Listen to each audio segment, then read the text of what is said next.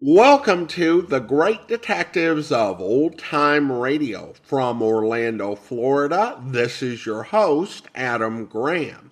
If you have a comment, email it to me, box13@greatdetectives.net. Follow us on Twitter at Radio Detectives, and be sure to follow us on Instagram, instagram.com/greatdetectives. Today's program is brought to you in part by the financial support of our listeners. You can support the show on a one-time basis by using the Zelle app to box13@greatdetectives.net. If you're watching on YouTube, you can also send a donation by clicking the $, send a super thanks, and you can become one of our ongoing Patreon supporters for as little as $2 per month by going to patreon.greatdetectives.net. Well, now it's time for another episode of Dangerous Assignment. The original air date, February 4th, 1953, and the title is Arnold Freed Kidnapped.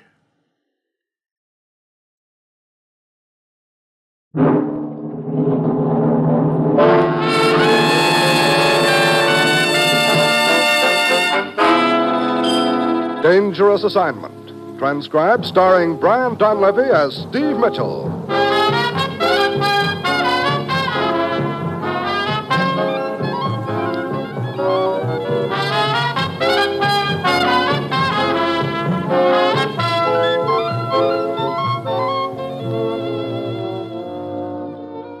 Yeah, danger is my assignment. I get sent to a lot of places I can't even pronounce. They all spell the same thing, though, trouble, but when I walk into the commissioner's office, I don't realize that this assignment's going to prove that sometimes the best way to catch a fish is to let him off the hook.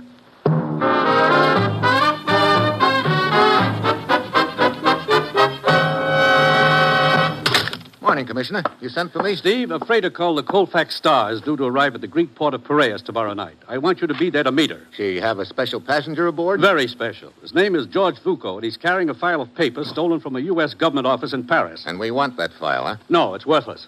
Oh, then it's George Foucault we want? Wrong again. So I follow a guy we don't want carrying a file that's worthless. Look, Commissioner, what's this all about? A week ago, an American physicist named Arnold Freed disappeared en route from Paris to Marseille. He'd received an urgent message saying that his son had been injured in an auto accident in the south of France. The message turned out to be a hoax. Anyone seen Freed since? No trace of him at all. He's a very important man to us, Steve.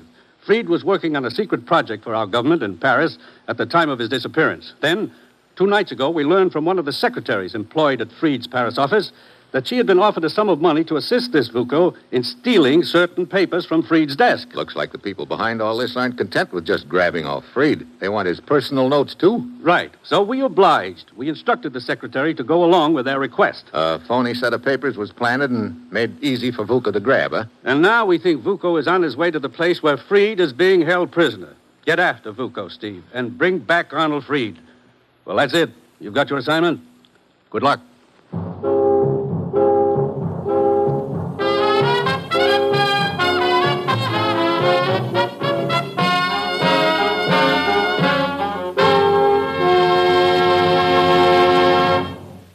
The National Broadcasting Company is presenting Dangerous Assignment, starring Brian Donlevy in the role of Steve Mitchell, colorful two-fisted government agent. At all those places of the world where danger and intrigue walk hand in hand, there you will find Steve Mitchell on another Dangerous Assignment. Radio listening each Sunday on the NBC radio network is tops in entertainment value. For great dramas of the stage and screen, you'll enjoy Theater Guild on the Air, presenting brilliant actors and actresses from Broadway and Hollywood. In the comedy vein, listen to the Phil Harris-Alice Faye Show, with 30 minutes of mirth and music as provided by all the wonderful characters on this delightful show. Then there's Mystery Adventure with Dragnet. Directly from the official files of the Los Angeles Police Department come the true stories dramatized on Dragnet. Sunday is filled with the best radio entertainment. So, this week, hear all these fine shows on most NBC stations.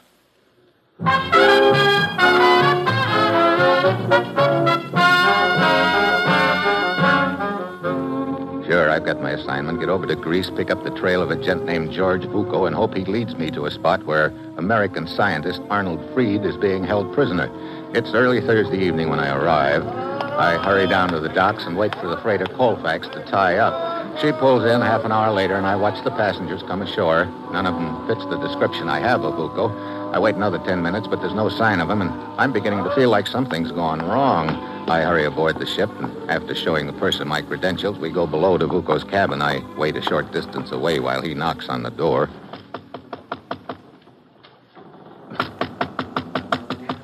There's no answer, sir. All right. I guess you'd better open up. Righto. You think something's wrong, sir? I wouldn't be at all surprised. There we are, sir. Mm-hmm. Hey, no one here. I was certain he hadn't gone ashore, sir. Oh, there's his luggage and his overcoat. He must still be aboard. Yeah, I wonder... May I assist you, gentlemen? Oh, what? Mr. Vuko. Well, that is to say, sir, we weren't sure if you'd left, sir. I was down the corridor saying my au revoir to a shipboard acquaintance.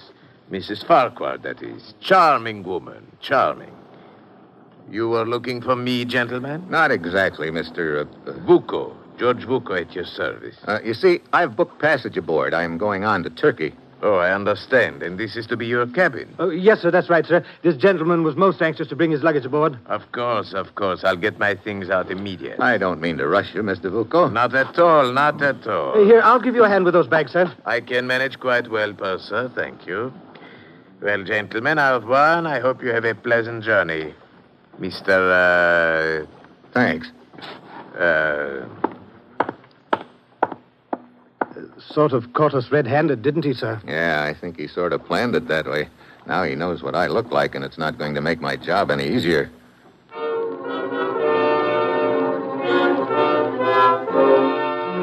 Back on deck, I watch Vuko stroll down the gangway. After he clears customs, I start trailing him.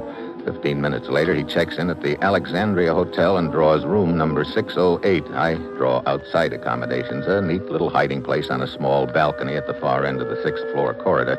Vuko stays in his room long enough to park his suitcase and adjust a few other things, and then he's out again.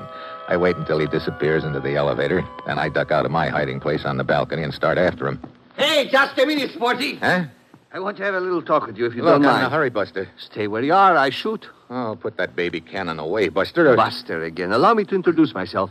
I am Alex Pacos. I'm also the house detective. Surprise? House detective. Oh, great. We got complaints. A peeping Tom on the balcony, somebody says. So I come up here just in time to see you climbing off the balcony. Look, I can explain. Here, I'll show you my credentials. Don't do it. Don't try to pull a knife on me, Sporty. A knife yet? I'm only trying to show you my credentials. Hold still. I will get the credentials, eh? I'll help yourself, but hurry it up, huh? Oh. This says you're an American government agent. Yeah, now, if you don't mind... Just a minute, Sporty. Now, what?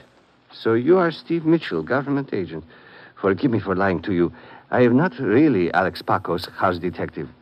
I'm Napoleon. Okay, smart guy, and forgive me for lying to you. I'm really the Duke of Wellington.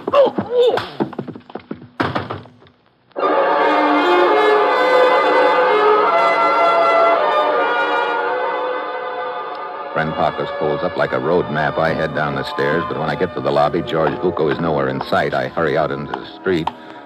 He's long gone. Then I get a thought, so I trot back upstairs. The house cop is still sprawled out in the corridor, but there's a long, lean gent in tweeds bending over him. See there, look what I found. Body, eh? What happened? Dashed if I know, old boy. It seems to have been an accident of some sort. Must have been quite a show, what? Mischief, by George. Was in my diggings at the time, examining my wart. You see here? Frightfully worried about it, you know. He'll be all right. Can't let a chap just lie here, prone and all that. I say he's a bit beefy. Lack of exercise, what? Why don't you phone downstairs? Righto.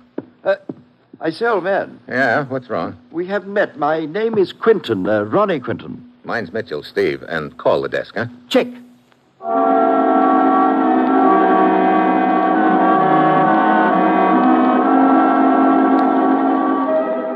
Quentin rattles his tweeds down the hall and disappears into his room, which is what I've been waiting for. I pluck the passkey from the house detective's pocket and slip into Vuko's room. His suitcase is on the bed, open. I give it a fast frisk and then start in on the room itself. I figure if the papers are still here, that That means he'll be back. Otherwise, I'm cooked. I continue my search of the room until I hear a key in the lock. I duck into a closet fast. It's my old friend Quentin, the gent in tweeds, and he's followed by a seamy-looking little character. Close the door quickly, Fabio. Good. The American chap is prowling about the corridor somewhere. We wouldn't want him to see us. I don't like this. I don't like it at all. Oh, you shut up. But it was splendid. The American was to follow Vuko. Of course, but that confounded house detective ruined everything before he detained Mitchell. When Mitchell thought he'd lost Vuko, he came back. The papers. Where did Vuko leave them? Rolled up in the window shade. Now, hurry. Yes, here they are. Good. Now, you know what to do. Now, hurry. Your train leaves in a quarter of an hour. Yes, I know. But Mr. Quinton... What is it, Fabio? The small matter of money. 50 pounds. Oh, you shall be rewarded in due time, Fabio, in due time. One more thing. About this American Mitchell. Well, what about him? What does he look like? I mean, if you were to follow Oh, him. he won't. I'll see to that, Fabio. Now, go, boy. Go! I watch the two of them slip out of the room, and when I think the coast is clear, I follow. I hurry out in the hall, and then as I reach the head of the stairs... Aha! Sporty! Oh, great. Napoleon again. He comes roaring I at me got like to an get angry this bull. guy. I sidestep. He goes flying past me and winds up in a heap at the foot of the stairs, out cold. I tuck the passkey in his vest pocket and mush on. 10 minutes later, I wind up at the train depot. Yes, sir. You wish a ticket? That's right. Your destination, sir? You have a train leaving here in about 2.5 minutes. That's the one. We have 2 trains leaving in 2.5 minutes, sir. Oh.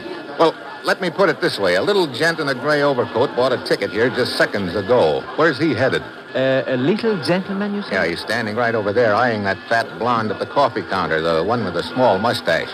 The gent, not the blonde. Oh, that one, yes. Well, it's not customary to, My credentials. Oh, I see.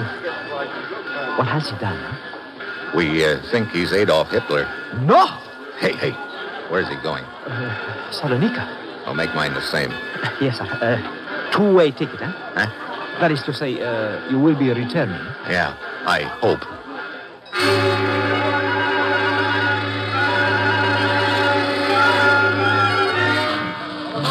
As the train starts up, Fabio jumps aboard, and I'm right after him. I can stick close because he doesn't know what I look like. I follow him through one car after another, wondering when he's going to settle down. Then, in between cars, I suddenly get the idea someone is following me. I whirl around and look into the business end of a 45. Holding it, his friend Quentin. You are a persistent fellow, aren't you, Mr. Mitchell?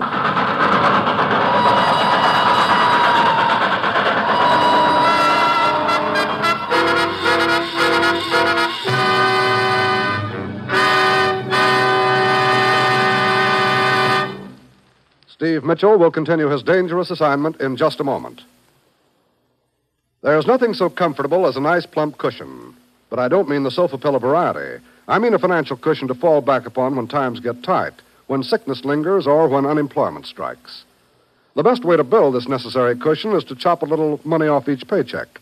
Not necessarily a great sum, but a steady little sum which you can put into United States defense bonds. These bonds now earn greater interest, give you a quicker return, and may be held at interest for as long as 10 years beyond maturity. And say, you're tucking a financial cushion behind Uncle Sam's back when you buy your own cushion with bonds. Because every dollar you put into United States defense bonds is an investment in your country's strength and security. That's the same as setting up a safer world for your children. Start building your cushion now by signing up for the payroll savings plan where you work. Or use the bond-a-month plan where you bank. For United States defense bonds. They're now even better.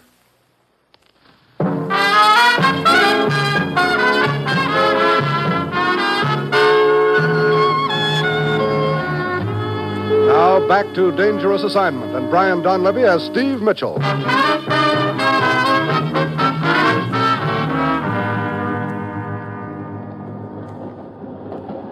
What are you waiting for, Quentin? Why don't you get it over with? My, such impatience to die, old boy. You really should exercise more. Now, I think we're going sufficiently fast. Yes. One moment now, while I get the door open. There.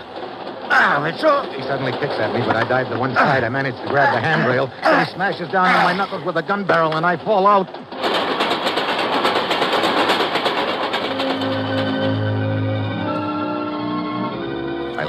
roadbed and roll onto the other tracks. I lie there a moment stunned. Then, dimly, I can make out an approaching roar. Another train heading right for me. Quentin's timing was pretty good. I gather with strength. I've got left and roll off the tracks just in time.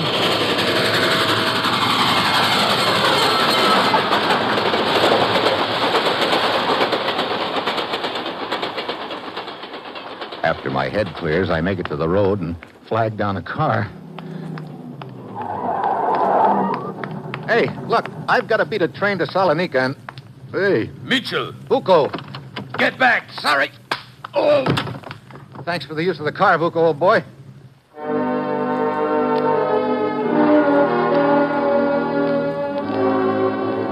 After I drag Vuko's body into the weeds by the side of the road and take off in his car, I keep the accelerator down to the floor. Finally pull up in the train just at the outskirts of Salonika. It's a dead heat at the depot. I get there as Fabio and Quentin step off the train. Fabio starts walking through the produce district with Quentin following half a block behind, probably to make sure that nothing happens to Fabio. Now, I've got a problem. Fabio's the boy I want to follow, but I can't do that very well with Quentin tagging along. I ease around a parked truck and wait until Quentin walks by. Hi, sweetheart. Just keep your hands in sight, old boy. Let go of my arm. Keep quiet or your arm goes with me. Now walk. What good's this going to do you? The way I figure it, Quentin, the play was for me to follow Vuko. He was the decoy. In the meantime, Fabio up ahead there is the boy with the papers. Either he passes them to somebody else or takes them to where your outfit is holding our missing scientist, Freed. I'm afraid that your brilliant and accurate deductions won't do you much good, old chap. Why not? You see, we really don't believe in taking any chances. As you note, I was following Fabio to keep an eye on him, and I'm reasonably certain that at this moment Vuko is following me. I'm sorry to disappoint you, but Vuko got delayed. What? Fortunately for me, he was tailing the train. I persuaded him to let me borrow his car. Here, this is far enough. Truckload of cabbages. That'll do very nicely. Mitchell, don't try it. I gag him with his handkerchief and tie him up with his belt and necktie. Then I roll him onto the truck under some of the cabbages. As I start away, the driver shows up and drives off with the truck. So I figure Quentin is out of the ball game for the time being. I take off after Fabio and tail him to a small bar. But the way he starts tossing down the drinks, it doesn't look like he's got anything on his mind but a celebration. I start wondering if anything's going wrong or if he's already passed on the papers. I figure I'd better get closer to him, which I can do because he doesn't know what I look like. But along about then, he saves me the trouble. He decides to get closer to me. You like Fabio to buy you a drink? Well, That's good. Bartender, bring drink for my friend. I like your face. I buy you a drink. Thanks, but don't let me keep You don't keep me. I got nothing to do but drink with people I like. You I like. You have happy face, not like sour face or him. Who? Over there, I don't like his face. That happens to be a police lieutenant, Buster. Fabio. And I don't care if he is police lieutenant or mayor. Hey, watch out, your coat sleeve. It's in the ashtray. Huh? Don't look now, but you just burned a hole in your sleeve. Stop trying to change the subject. Hey, you! You over there. Hey, look. Come here, you. Yes, sir. What is the matter? You know something? I don't like your face. Look, Lieutenant, he just... You keep out of this. I suggest you keep quiet and avoid trouble. Trouble? You want trouble, huh? I'll give you trouble. You're drinking my face. Oh, brother. You are under arrest. You want more trouble? I'll give you more. Hey, cut it out. I will handle him. You sure did. You are a friend of his? Not exactly, Lieutenant. I'll fill you in on the way to the police station.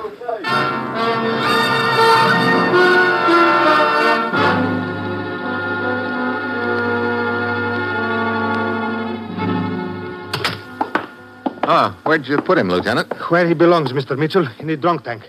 Well, looks like I'm right up against the old stone wall at this point. As I understand it, this scientist of yours, this Freed, was kidnapped? Yeah, they used a phony story about his son being injured to lure him to a spot where they could grab him. I see. Then they forced him to request his confidential notes from his secretary. Yeah, we sent along a worthless set, hoping to follow them to Freed. Uh-huh. And you say this drunken Fabio was the courier? I thought so. But there on the table are the things we took from his pockets. Yeah, I know. There's no sign of the papers. Of course, he may have them sewn into his clothes somewhere. Uh-huh. We could search him as thoroughly as you like. That, of course, would tip him off. But then perhaps he had passed the papers on to someone else. That's what's got me worried. Still, I don't think he did. Oh, why not? If he had, he probably would have been paid off. I remember him mentioning to Quentin the price was £50. Ah, And there were no pounds among the money in his pocket. Yeah. I doubt if he could have spent that much in the bar. I wonder if he's still unconscious. Come, we will see. There is a peephole here in the wall through which we can look directly in on them without being observed. There he is. Yeah, sleeping it off. Hey, looks like somebody's getting released. Oh, yes. The sailor. He is one of our habitual guests, at least once a week. Well, looks like I'm stumped, Lieutenant. Hey, wait a minute. What is it? That sailor. What about him? His sleeve. I don't see what you mean. Listen, Lieutenant, the deal just added up. Better get a couple of your men to tag along after me and be ready to close in fast.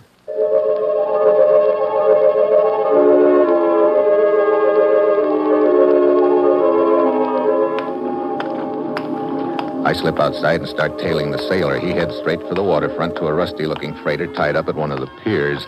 There's no one in sight on the deck, and it's dark enough for me to slip aboard after him. He heads forward, but I want to take a look below decks. I ease down the ladder, and then I know my hunch is right. There's a stocky gent guarding the door to one of the staterooms. I come up behind him, and he never knows what hit him.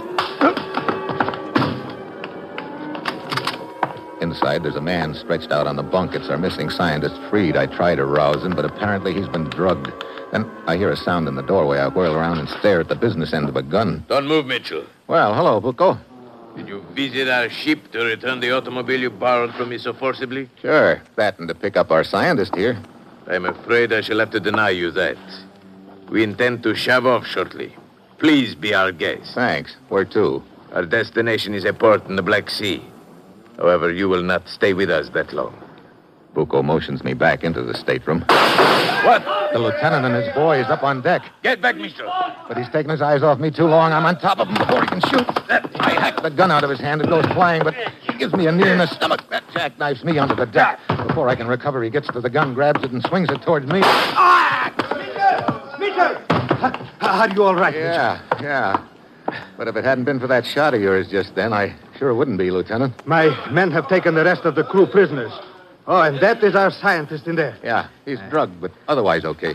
Mitchell, I am still not clear how you knew to follow the sailor here from the jail. I spotted a burned hole in his sleeve. I remembered that Fabio had burned a hole in his sleeve in the bar. Ah, you mean the sailor had exchanged coats with Fabio in the drunk tank? Sure. I figure Fabio put on that whole routine in the bar so he'd land in jail and pass the papers in his coat along to the sailor. Well, it was most fortunate you noticed the sleeve. Yeah, Fabio tried a little sleight of hand on us. But he should have known a magician is dead as soon as anybody spots what he's got up his sleeve.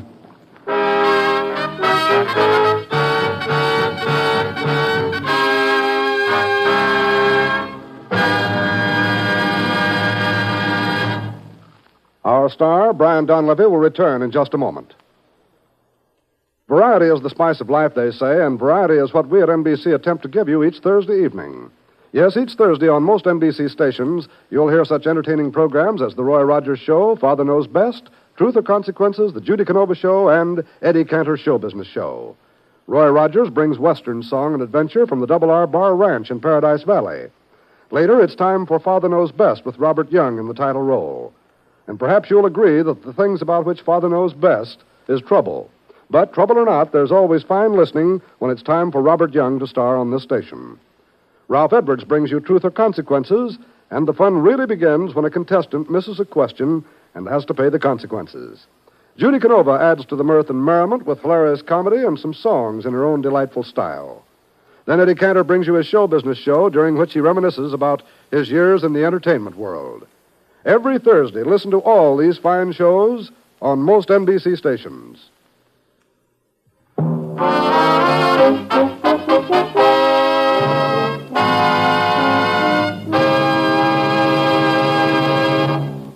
Next week, Africa.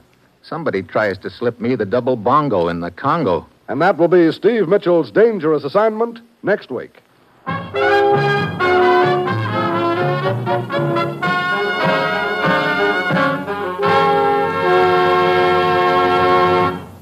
Included in tonight's cast were Jan Arvan, Paul Frees, Paul Dubov, Ramsay Hill, and Tony Barrett. This is John Storm speaking.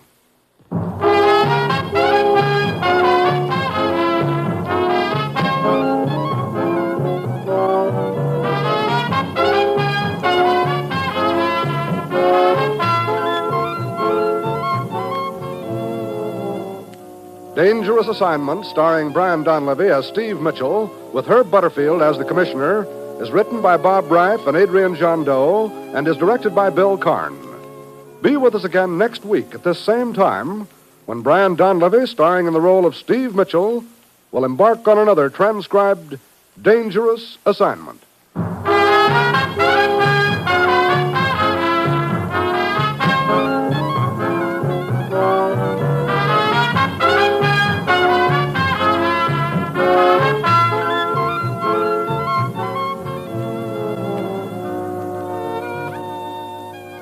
Tomorrow, hear both Father Knows Best and Truth or Consequences on NBC.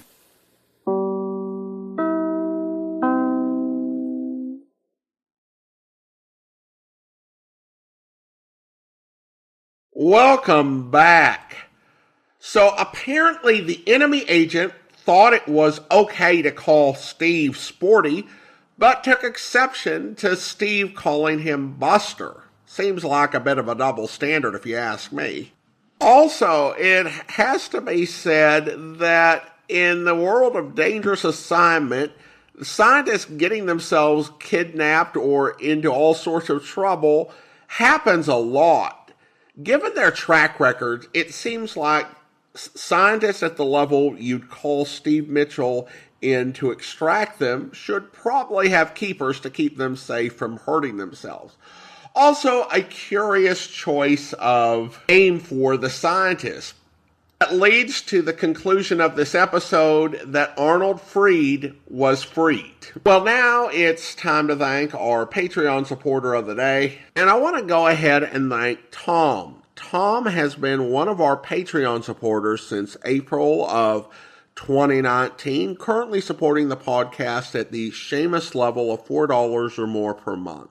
Thank you so much for your support, Tom. And that will do it for today. If you're enjoying the podcast, please follow us using your favorite podcast software. And be sure to rate and review the podcast wherever you download it from. We will be back next Wednesday with another episode of Dangerous Assignment, but join us back here tomorrow for Mr. Chameleon, where... I'm Chameleon of Central Headquarters. Oh, then it's true. I didn't dream it. Jane was murdered. She was killed 2 hours ago. When did you last see her? Late last night. We made final arrangements for our wedding today. We were going to be married quietly. Jane has no family, neither have I. I waited for her at the church, and she never came. She never came. None of her bags are packed. Where were you going on a honeymoon? Oh, to Crescent Beach in Georgia. A lot of people could have gotten into this hotel room. The stairway, I noticed, doesn't come down into the lobby, but into a hallway just back of the lobby. So the killer might have descended those stairs unnoticed. Jack, who do you think might have murdered your fiancée? Morris Newton. I warned Jane against him. I told her he was violent. I hope you'll be with us then. In the meantime, do send your comments to box13@greatdetectives.net. Follow us on Twitter at Radio Detectives and check us out on Instagram. Instagram.com/Great Detectives. From Boise, Idaho, this is your host, Adam Graham, signing off.